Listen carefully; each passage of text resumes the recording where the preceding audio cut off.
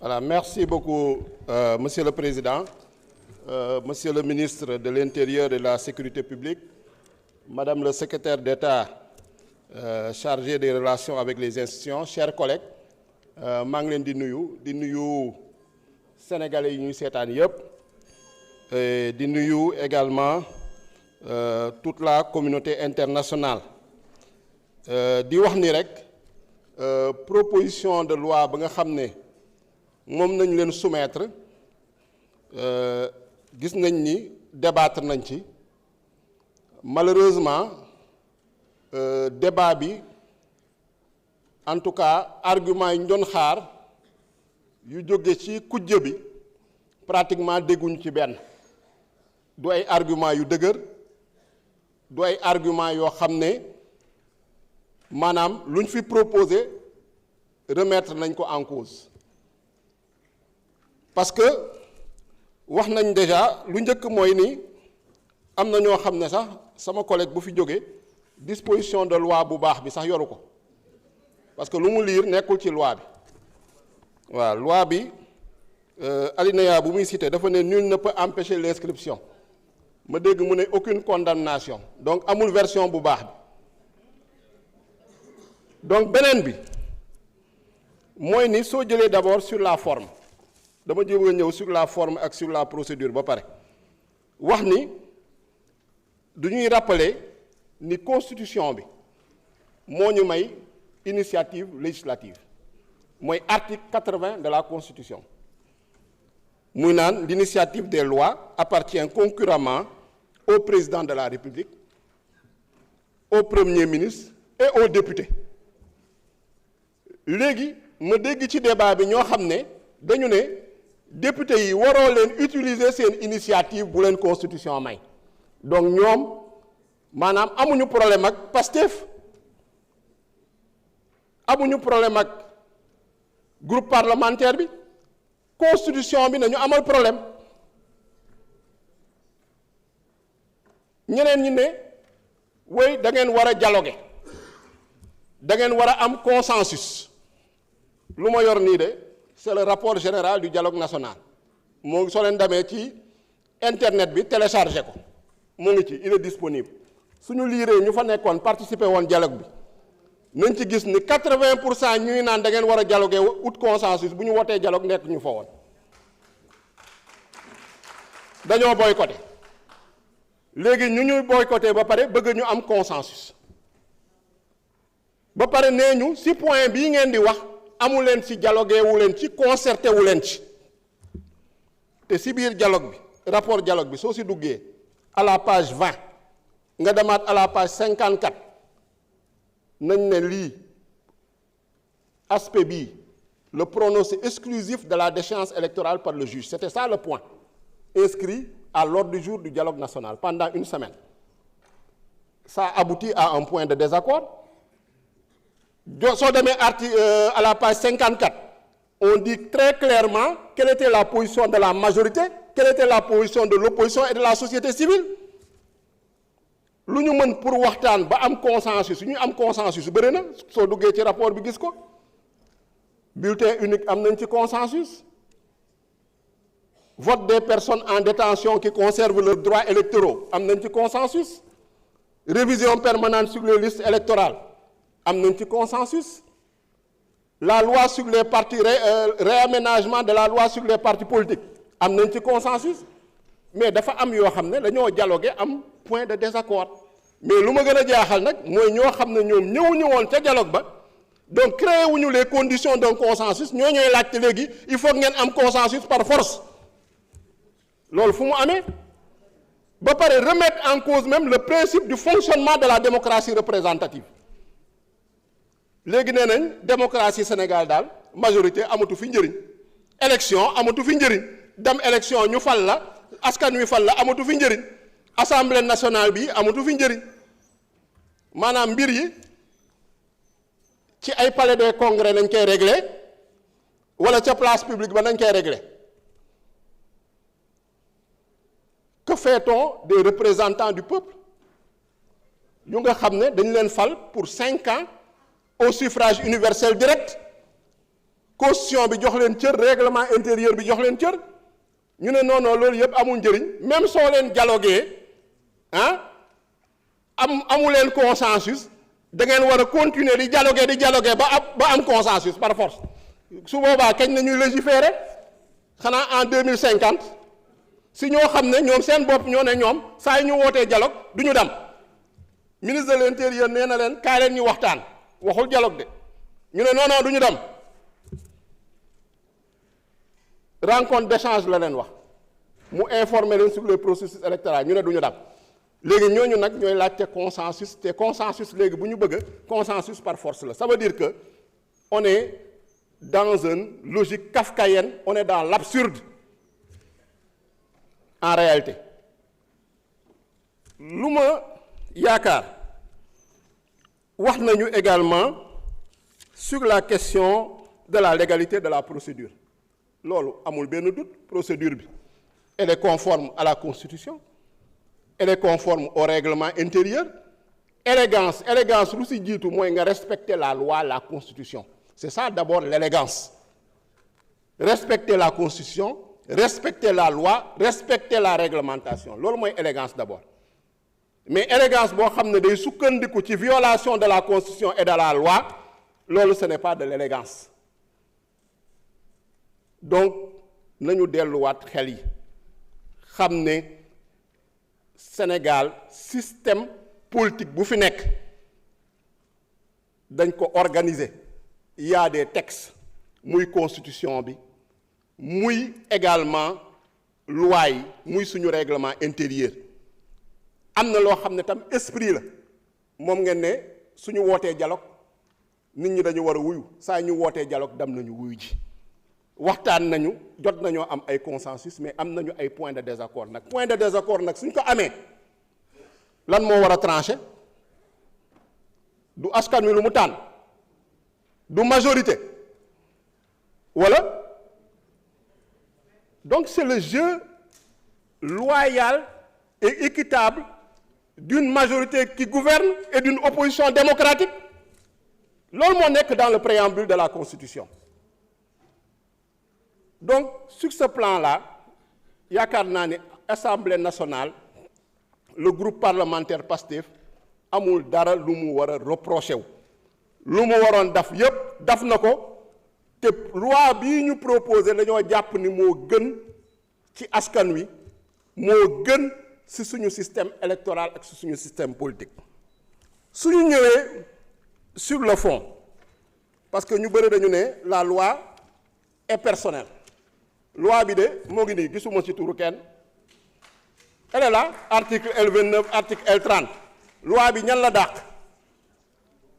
les individus condamnés pour crime les individus condamnés pour crime c'est une situation juridique la condamnation à un crime képp ku ñu condamné pour crime mën nga bokk ci opposition bi mais mën nga bokk Pastef mën nga nekk citoyen lambda bokkoo fenn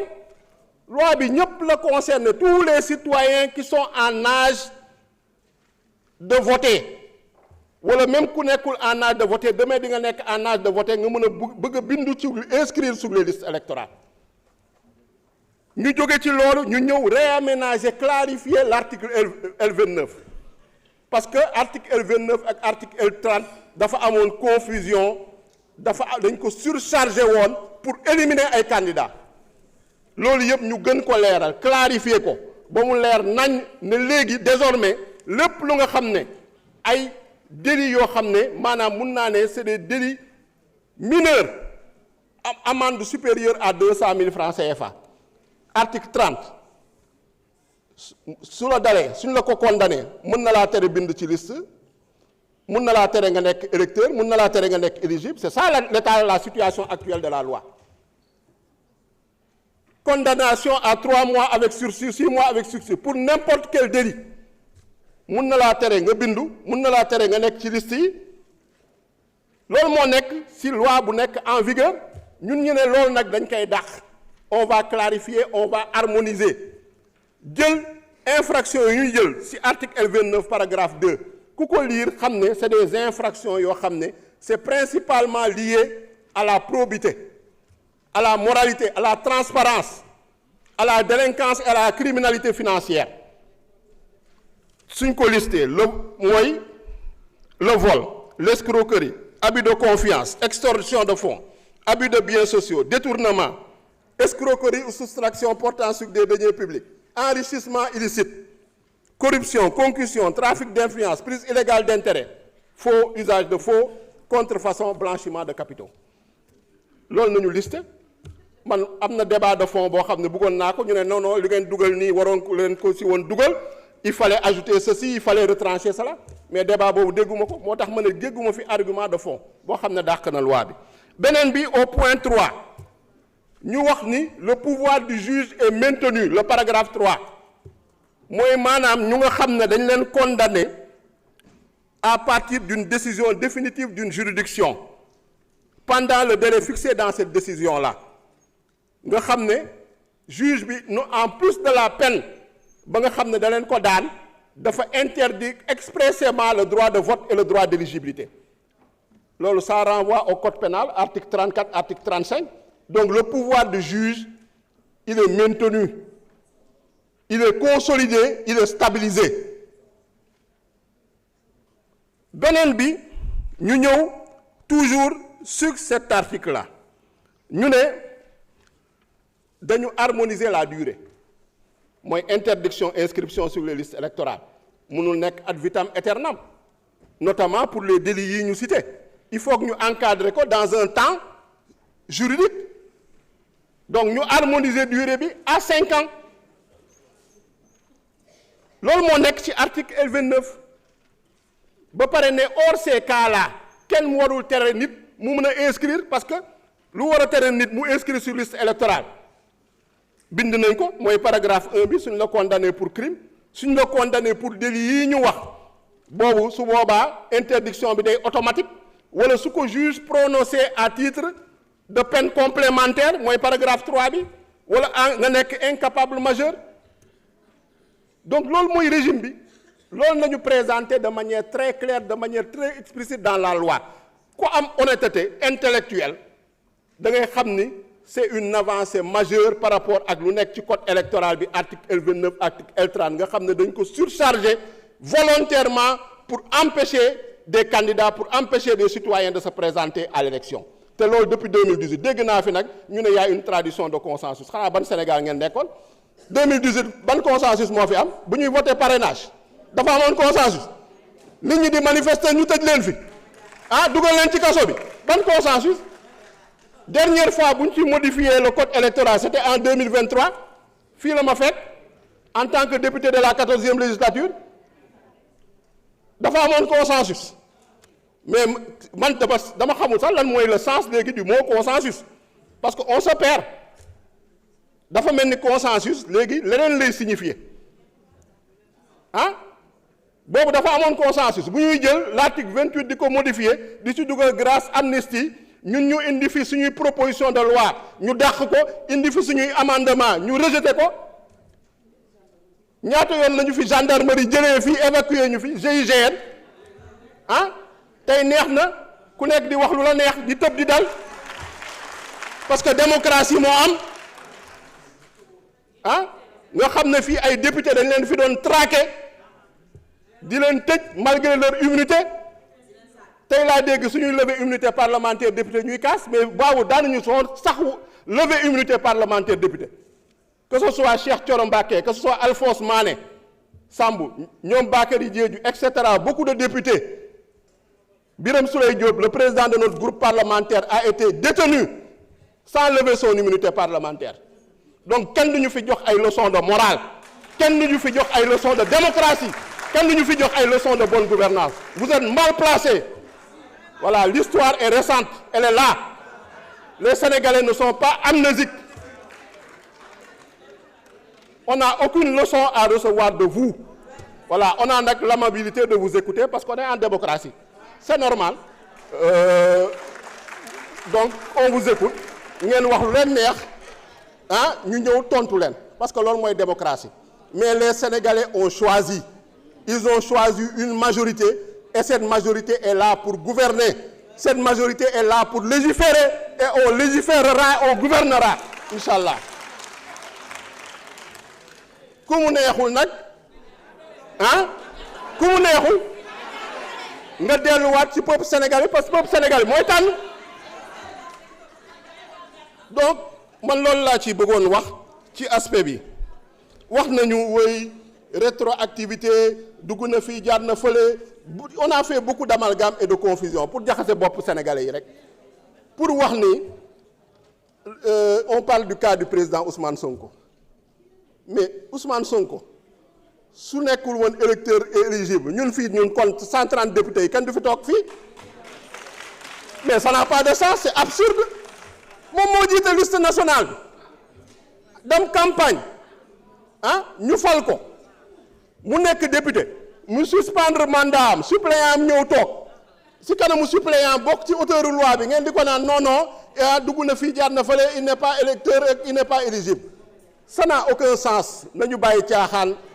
vraiment loi bi dañ ko def parce que engagement électoral la ñun ñoo ne woon Sénégalais yi bés bu ñu falee dinañu soppi lu nga xam ne moo doon tere Sénégalais yi yenn citoyens yi ñu bokk ci élection yi te incha allah ñu fi doon nekk dañu doon naan du bokk du ñu bokk ñun suñu slogan mooy ñëppay bokk Sénégalais yi tànn voilà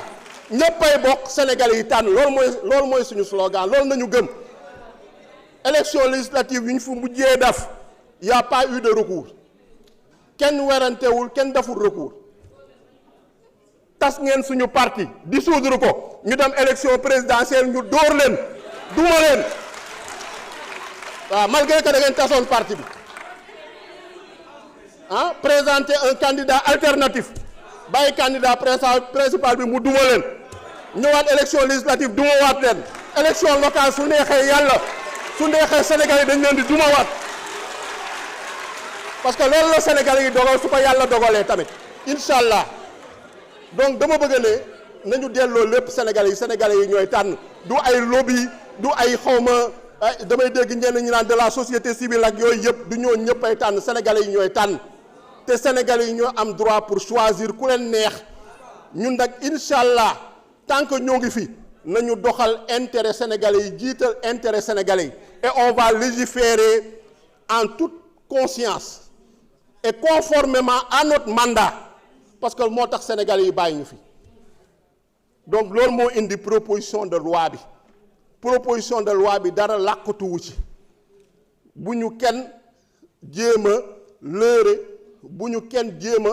complexé naan wéy da ngeen waroon dialoguer da ngeen waroon wut consensus dugg na fii jaar na fële yooyu mel ni comme si on était dans une démocratie bananière ou une démocratie au rabais mais une démocratie c'est des institutions qui fonctionnent mais une démocratie boo xam ne on veut nous enfermer dans prendre en otage la démocratie des minorités des non inscrits ñoo xam ne ñoom mënuñu sax déggoo seen biir ba créer groupe ah ñoo xam ne ñoom pour ñu am groupe dañoo mujj mottaliku am ñu dugal ñu ne ñooñu ñooy prendre en otage la démocratie wala ñoo xam ne c'est des individualités amuñu benn légitimité donc chers collègues nañu voter loi bi on passe aux autres urgences économiques sociales et culturelles des Sénégalais je vous remercie.